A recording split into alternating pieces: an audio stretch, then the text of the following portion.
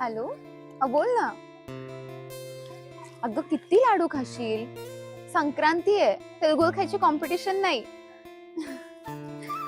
अगं हो, तिळगुळ घ्या गोड गोड बोला आठवतंय मला. पण तिळगुळांसोबत जर इतकी मैत्री केलीस ना, तर जिम सोबत तुझं ब्रेकअप तर नक्की आहे. ठीक आहे, चल बाय.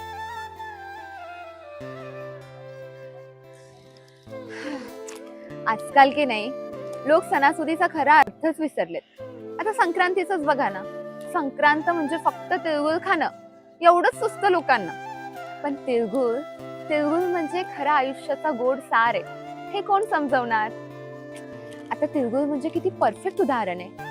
थोडासा खमंग, थोडासा गोड आणि थोडासा चिकट, अगदी नात्यांसारखा.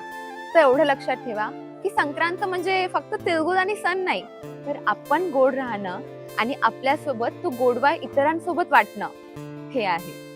तिळगुळ घ्या, गोड गोड बोला. मकर संक्रांतीच्या खूप खूप शुभेच्छा.